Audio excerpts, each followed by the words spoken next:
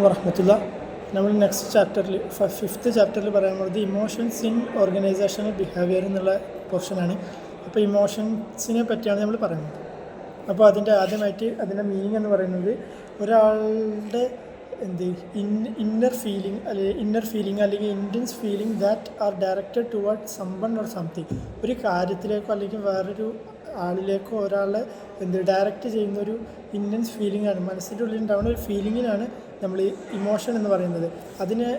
അതിനെ ഇൻഫ്ലുവൻസ് ചെയ്യുന്ന കാര്യങ്ങൾ പറഞ്ഞാൽ തിങ്കിങ്, അയാളുടെ ബിഹേവിയർ, ഡെസിഷൻ മേക്കിംഗ്, ഇതൊക്കെ ഇമോഷൻ ഇതിനൊക്കെ ഇൻഫ്ലുവൻസ് ചെയ്യാൻ സാധിക്കും. അപ്പോൾ ഒരു ഇമോഷൻ്റെ ഒരു ഡെഫിനിഷൻ എന്ന് പറഞ്ഞാൽ emotions are feeling that involve psychological aerosol, expressive behaviour and cautious experience. Emotions പറഞ്ഞാൽ കുറച്ച് ഫീലിങ്സാണ് ദാറ്റ് ഇൻവോൾവ് സൈക്കോളജിക്കൽ അറോസൽ എന്ന് പറഞ്ഞാൽ നമ്മുടെ മനസ്സിൻ്റെ ഉള്ളിൽ നിന്നുണ്ടാവുന്ന കുറച്ച് ഫീലിങ്സുകൾ അല്ലെങ്കിൽ എക്സ്പ്രസീവ് ബിഹേവിയർ, നമ്മൾ പുറത്ത് കാണിക്കുന്ന സ്വഭാവങ്ങൾ, പിന്നെ അല്ലെങ്കിൽ നമ്മുടെ എക്സ്പീരിയൻസിൽ നിന്ന് വരുന്ന കുറേ സൈക്കോളജിക്കൽ അറോസൽ, ഇത്തരം ഇങ്ങനെ ഉണ്ടാകുന്ന ഫീലിങ്സിനെയാണ് ഇമോഷൻസ് എന്ന് പറയുന്നത്. ഇനി ഇമോഷൻ്റെ നാച്ചർ എന്ന് പറയുന്നത് അത് സബ്ജക്റ്റീവ് ആയിരിക്കും. ഓരോ പേഴ്സൺ ടു പേഴ്സൺ അത് ഡിഫറൻ്റ് ആയിരിക്കും. പിന്നെ അത് കുറച്ച് കാലത്തേക്കായിരിക്കും ഈ ഇമോഷൻസ് ഉണ്ടാവുക. പിന്നെ അത് നമ്മളെ ഹാർട്ട് ബീറ്റ്, സ്വെറ്റിങ്, ടെൻഷൻ, അതുപോലത്തെ സൈക്കോളജിക്കൽ ആൻഡ് ഫിസിയോളജിക്കൽ ചേഞ്ചസ് വരാൻ കാരണമാകും. പിന്നെ ഇത് നമ്മുടെ ബിഹേവിയറിനെ, പോസിറ്റീവ് ആണെങ്കിലും നെഗറ്റീവ് ആണെങ്കിലും നമ്മുടെ ബിഹേവിയറിനെ അത് ഇൻഫ്ലുവൻസ് ചെയ്യുന്നുണ്ട്. പിന്നെ linked with mood, but emotions are more intense than moods എന്ന് പറഞ്ഞാൽ നമ്മുടെ മൂഡുമായിട്ട് ഇമോഷൻസ് കണക്റ്റഡ് ആണ്. പക്ഷേ മൂഡുകൾ നമ്മുടെ ഇതിനെക്കാട്ടിയും കുറച്ച് ഇൻറ്റൻസ് ആയിരിക്കും. ഇനി ടൈപ്സാണ്. ഒന്നാമത്തെ ടൈപ്പ് പോസിറ്റീവ് ഇമോഷൻസ് എന്ന് പറഞ്ഞാൽ happiness, Joy, pride, love, satisfaction, ഇത്തരം ഇമോഷൻസിനെ പോസിറ്റീവ് ഇമോഷൻസ് എന്ന് പറയും. ഇനി പോസിറ്റീവ് ഇമോഷൻസ് നമ്മുടെ മോട്ടിവേഷൻ, ക്രിയേറ്റിവിറ്റി, ജോബ് സാറ്റിസ്ഫാക്ഷൻ, ഇതൊക്കെ ഇമ്പ്രൂവ് ചെയ്യാൻ സഹായിക്കുന്നു.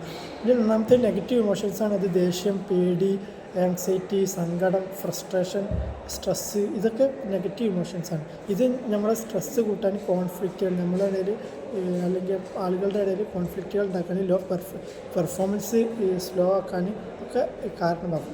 ഇനി ഇമോഷൻസും മൂഡും തമ്മിലുള്ള വ്യത്യാസം എന്താണ്? ഇമോഷൻ എന്ന് പറയുമ്പോൾ ഷോർട്ട് ടൈം ആയിരിക്കും, അത് കുറച്ച് കാലത്തേക്ക് മാത്രമായിരിക്കും ഉണ്ടാവുക. മൂഡ് എന്ന് പറയുന്നത് ഒരുപാട് കാലത്തേക്ക് ലോങ് ലാസ്റ്റിംഗ് ആണ്. പിന്നെ രണ്ടാമത്തെ ഇമോഷൻസ് പറയുന്നത് കുറച്ചും കൂടി ഇൻറ്റൻസ് ആണ്. മൂഡ് ലെസ് ഇൻറ്റൻസ് ആണ്. പിന്നെ കോസ്റ്റ് ബൈ സ്പെസിഫിക് ഇവൻറ്റ്സ്, നമ്മുടെ ഇമോഷൻസ് സ്പെസിഫിക് ഇവൻറ്റ്സിനെ ബേസ് ചെയ്തിട്ടായിരിക്കും ഉണ്ടാവുക. പിന്നെ മറ്റേത് ഓഫൻ ജനറലാണ്. ജനറലായിട്ട് നമ്മുടെ പേഴ്സണാലിറ്റി അല്ലെങ്കിൽ നമ്മളിൽ ഉണ്ടാവുന്ന ഒരു കാര്യമായിരിക്കും. പിന്നെ മറ്റൊന്ന് ഇമോഷൻ ക്ലിയർലി ഡയറക്റ്റഡ് ആയിരിക്കും.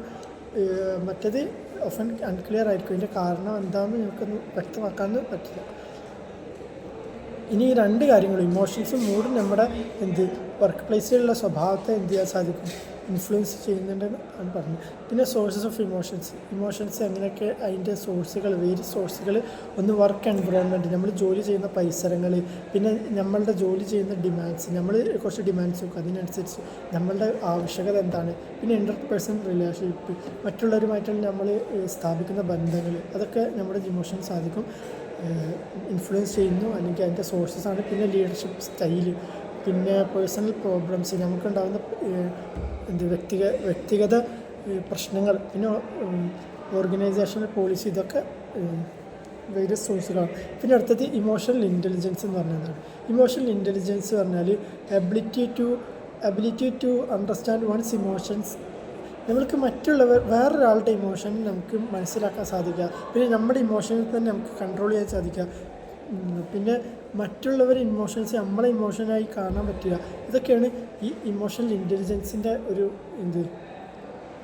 ഇമോഷണൽ ഇൻ്റലിജൻസ് എന്ന് പറഞ്ഞാൽ ഇതൊക്കെ ചെയ്യേണ്ട ഒരു കഴിവാണ്. ഇനി ഈ ഇമോഷണൽ ഇൻ്റലിജൻസിൻ്റെ കോമ്പണൻസ് എന്തൊക്കെയാണ്? സെൽഫ് അവയർനെസ്, നമ്മൾ സ്വയം ഒരു ബോധം ഉണ്ടാകും, നമ്മളെപ്പോഴും ഒരു സ്വയം ബോധം ഉണ്ടാക്കി. പിന്നെ സെൽഫ് റെഗുലേഷൻ, നമുക്ക് തന്നെ ഒരു റെഗുലേഷൻ, നമ്മൾ ഈ ഒരു ലെവലിലാണ് നിൽക്കേണ്ടത്, ആരോടും ഇത്ര ഒരു ലെവലിലാണ് നമ്മൾ പെരുമാറാൻ പാടുള്ളൂ എന്നുള്ള ഇത് സെറ്റ് ചെയ്യുക. പിന്നെ നമ്മൾ സ്വയം മോട്ടിവേറ്റഡ് ആവുക, സെൽഫ് മോട്ടിവേറ്റഡ് ആവുക. പിന്നെ ബാക്കിയുള്ളവരോടൊക്കെ ഒരു എമ്പതി അല്ലെങ്കിൽ ഒരു സഹജീവി സഹനത അല്ലെങ്കിൽ സ്നേഹം എന്നൊക്കെ പറയാം, ആ ഒരു എമ്പതി ഉണ്ടാവണം. പിന്നെ സാമൂഹിക ഒരു ഇടപെടലുകൾ, അതൊക്കെ ഇതിന് എന്താണ് കോമ്പണൻസാണ്. ഇനി ഇമ്പോർട്ടൻസ് എന്താണ്? ഈ OBയിൽ ഇതിന് ഇമ്പോർട്ടൻസ് എന്ന് പറയുമ്പോൾ ഇതിലൂടെ നമുക്ക് നല്ല ലീഡർഷിപ്പ് കാഴ്ചവെക്കാൻ സാധിക്കും, നമ്മളൊപ്പമുള്ള ആൾക്കാരെ കൂടെ നിർത്താൻ സാധിക്കും, അവർക്ക് ആവശ്യമായ നിർദ്ദേശങ്ങൾ നൽകാൻ സാധിക്കും.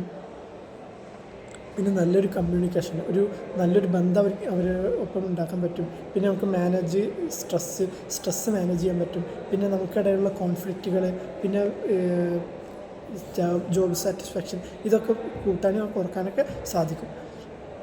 പിന്നെ നമ്മളുടെ ചുറ്റുപാടുകൾ ഒന്ന്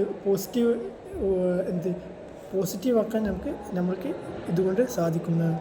എന്ന് പറഞ്ഞാൽ ഇമോഷൻസ് നമ്മുടെ ഓർഗനൈസേഷണൽ ബിഹേവിയറിൽ, അല്ലെങ്കിൽ നമ്മളുടെ സാമൂഹികമായ ഇടപെടലുകളിൽ, അല്ലെങ്കിൽ നമ്മുടെ ഒരു കമ്പനിയിൽ വർക്ക് ചെയ്യുകയാണെങ്കിലും അല്ലെങ്കിൽ ഒരു ഓർഗനൈസേഷനിൽ ഭാഗമാവുകയാണെങ്കിലൊക്കെ ഇതൊരു വലിയ ഇമ്പോർട്ടൻ്റ് അല്ലെങ്കിൽ ക്രൂഷ്യൽ റോൾ തന്നെ വഹിക്കുന്നുണ്ട്. കാരണം നമ്മുടെ വർക്ക് പ്ലേസിനെ ബെറ്റർ ആക്കുന്നത് നമ്മൾ ഇമോഷൻസിനെ നന്നായി മാനേജ് ചെയ്യുമ്പോഴും നമ്മൾ ഓരോ സമയത്തുണ്ടാകുന്ന ഇമോഷനുകളെ കൃത്യമായി ചെയ്യുമ്പോഴുമാണ് എക്സ്പ്രസ് ചെയ്യുമ്പോഴും ചിലത് എക്സ്പ്രസ് ചെയ്യേണ്ടാത്തത് നമ്മൾ എക്സ്പ്രസ് ചെയ്യാതിരിക്കുമ്പോഴുമാണ് നമ്മുടെ വർക്ക് പ്ലേസും നമ്മളെ സ്ട്രെസ്സും ഇതൊക്കെ മാനേജ് ആവുക, വർക്ക് പ്ലേസ് ബെറ്റർ ആവുക. ഇത്രയൊക്കെയാണ് ഈ ചാപ്റ്ററിൽ പറയാനുള്ളത്. അസ്സലാമു അലൈക്കും.